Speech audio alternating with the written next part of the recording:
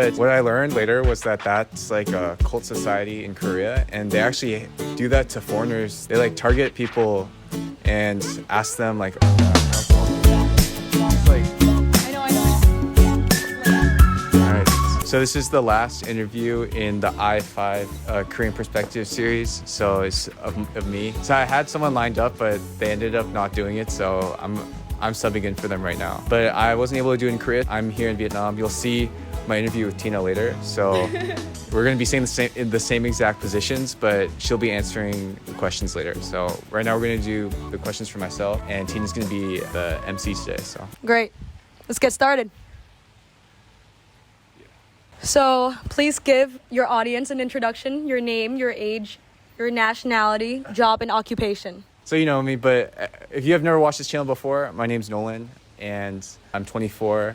I'm American, and I am unemployed right now. So for someone coming to Korea, what is one piece of advice you'd give them? When I was in Korea, there was like an issue when I was there. I ran into a lot of people who would come up to me on the streets, especially in the Hongdae area. And basically they would try to be your friend. And the closer and closer you guys became friends, the more comfortable you got. Basically at some point they asked me like, oh, do you want to go pray with us? And we're going to go pray to our ancestors. And yeah, it's just what friends do here in Korea. It was like the oddest thing in the world. But what I learned later was that that's like a cult society in Korea. And they actually do that to foreigners. They like target people and ask them like basically to be their friend, get really close, and then try to recruit them into the cult. So I didn't know that coming to Korea. Yeah. So I think maybe other people should know that as well. So be careful. So my question is, did you end up nearly joining a cult? No, I met with the guy and then ghosted him. Hongi, if you're watching, I'm sorry, but it had to be what it had to be. So based on everything you've experienced thus far, what is one piece of advice you would give? I think people focus too much on the next step in things, and that whatever plan you might have growing up, and even if that plan might not have been your own, it's something that you kind of stick to because it's, I guess, very clear and straightforward. But keep your mind open and do things the way that you want to do them, and don't have too much influence from others around you. Like Dory says, just keep swimming. Do you have an example of what you were talking about? Going to college, like I studied electrical engineering, didn't feel like that was something that I really wanted to do. And I'm not saying it was pushed onto me, but I feel like a lot of my friends were doing it at the time. And it was something where I feel like if I went down that path, it's a very straightforward path. You kind of work your way up the corporate ladder, and life is pretty linear in that sense. And I just kind of wanted to experience other things because I didn't want my life to be as linear. I'm not saying that's something I'm looking down upon. I'm just saying that didn't look too appealing to me looking forward. So I didn't really come to that realization until I was in my final years of college. So are you trying to say that electrical engineering was too banal for you? No, like I think the classes weren't banal, but I thought the subject matter was interesting, but I just didn't see myself in that field. Maybe in the future I'll use that knowledge, but part of the reason or the impetus for me kind of choosing that major was because I thought the subject material would be very relevant to today, and just having that knowledge of how things work with hardware and software is something I think is useful to know. What about your life do you wish you could change?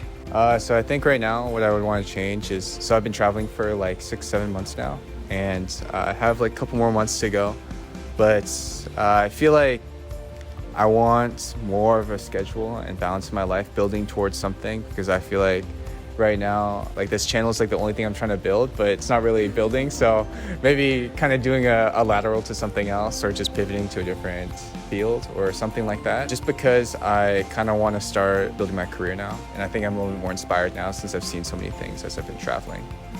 No, for sure, I agree. I think you have to go through a lot to really know what you want and kind of redirect yourself in that sense. So what do you hope to accomplish in the next 10 years? I hope in 10 years that I won't forget to take things not too seriously, because I think things in life like are always taken too seriously, and like there is a time and place for seriousness, but also there's a time and place to, you know, just enjoy things. Just don't forget to enjoy things. I think everyone should inject a little bit of fun and whimsical. whimsical in their life, not just once in a while, every day. So, last question, how has your mindset changed since you started traveling? I've met like a lot of people as I've been traveling. And I think one thing that I've learned from meeting all these people is not so much what they said or how their lifestyles are or their personalities, but just the idea of like interacting with people. Like I think it's really important to understand how to interact with a lot of people, not just professionally, but also like in a very casual sense. I'm not saying I'm the best person. You are not. Okay. I'm not the best person, but I think I'm learning. And honestly, I feel that meeting so many people that you get a sense of all the different types of people there are. And there aren't categories to put people into, but there are tendencies and kind of personality traits that are very similar amongst everybody. And just being able to maneuver around those. I think just understanding like those personalities and even seeing those personalities in real is important to kind of interact with and understand. Yeah, I think traveling has definitely heightened your sense of intuition. Oh, that's a good word. That's a good way to put it. So that's the word you were looking for, intuition. I think you just have a better gut feeling, is what you're trying to say. Okay. Thank you for doing this interview. Thanks for being the MC. So, okay.